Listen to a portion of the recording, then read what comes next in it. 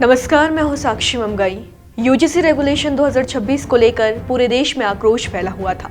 कई याचिकाकर्ताओं ने इसे कोर्ट में चुनौती दी थी, ये कहते हुए कि नए नियम मनमाना, भेदभावपूर्ण और संविधान के साथ साथ यूनिवर्सिटी ग्रांट्स कमीशन एक्ट 1956 का उल्लंघन भी करते हैं। बड़ी खबर यह है कि सुप्रीम कोर्ट ने यूजीसी उच्च शिक्षा संस्थानों में समानता को बढ़ावा देने विनियम 2026 को चुनौती देने वाली याचिकाओं पर सुनवाई की और सुनवाई के बाद नए नियमों पर रोक लगा दी। जी हाँ, जिस यूजीसी को लेकर पूरे देश में हल्ला मचा हुआ था, उसके नए नियमों पर सुप्रीम कोर्ट ने रोक लगा दी है। अगले आदेश तक 2012 वाले नियम ही लागू रहेंगे। मीडिया रिपोर्ट्स के मुताबिक सुनवाई के दौरान शीर्ष अदालत ने सख्त टिप्पणी करते हुए कहा कि नए नियम अस्पष्ट है। कोर्ट ने कहा कि नए यूजीसी नियमों का दुरुपयोग हो सकता है। इसी के साथ सुप्रीम कोर्ट ने केंद्र सरकार को नोटिस जारी किया और यूजीसी के नए नियमों पर अगले आदेश तक रोक लगा दी। अब इस मामले पर अगली सुनवाई 19 मार्च को होगी। मुख्य न्यायाधीश सूर्यकांत और न्यायमूर्ति जॉय माल्या बागची की पीठ ने इन रिट याचिकाओं की सुनवाई की। इस दौरान मुख्य न्यायाधीश सूर्यकांत ने कहा कि हमें जाति विहीन समाज की ओर बढ़ना चाहिए या हम पीछे जा रहे हैं। जस्टिस सूर्यकांत ने कहा कि क्या हम उल्टी दिशा में जा रहे हैं। जिन्हें सुरक्षा चाहिए उनके लिए व्यवस्था होनी चाहिए। इसी के साथ उन्होंने केंद्र और यूजीसी से जवाब मांगा है। साथ ही कहा है कि एक विशेष कमेटी भी बनाई जा सकती है। इसी के साथ नए नियमों की भाषा को स्पष्ट करने के लिए विशेषज्ञों की जरूरत पर भी जोर दिया।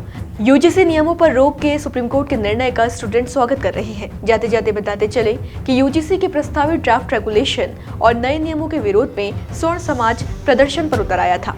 दरअसल भारत में कॉलेजों और विश्वविद्यालयों में भेदभाव रोकने के लिए यूनिवर्सिटी ग्रांट्स कमीशन या यूजीसी ने 13 जनवरी 2026 को नए नियम जारी किए। ये नियम इस विषय पर 2012 में लागू किए गए नियमों की जगह जारी किए गए थे। जहां 2012 के नियमों में भेदभाव की बात की गई थी, वहीं 2026 में लाए गए संशोधित नियमों में भेदभाव की परिभाषा में जाति आधारित भेदभाव को जोड़ा गया। समस्या ये हुई कि कहा गया कि नए नियमों में जो छोटी शिकायतों के लिए सजा का प्रावधान था, उसे हटा दिया गया है। इससे सामान्य वर्ग के छात्र छात्राओं में विरोध पैदा हुआ। इस नोटिफिकेशन का विरोध करने वालों का तर्क है कि ये सामान्य वर्ग के लोगों के खिलाफ है, क्योंकि इसमें सामान्य वर्ग के छात्र छात्राओं के खिलाफ फर्जी आरोप लगाए जा सकते हैं जो उनके लिए मुश्किलें पैदा कर सकते हैं। नए नियमों के तहत बनाई जाने वाली समता समितियों में अनुसूचित जाति, जनजाति, अन्य पिछड़ा वर्ग, महिलाएं और विकलांगजनों का प्रतिनिधित्व अनिवार्य है, लेकिन जनरल कैटेगरी का प्रतिनिधित्व अनिवार्य नहीं है। साथ ही इक्विटी स्क्वाड्स को कैंपस में संवेदनशील स्थानों की निगरानी का व्यापक अधिकार दिया गया है।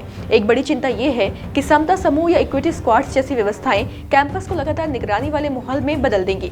अंतिम ड्राफ्ट से झूठी शिकायत पर दंड का प्रावधान हटाए जाने के बारे में विरोध करने वालों का तर्क है कि इन नियमों का दुरुपयोग हो सकता है।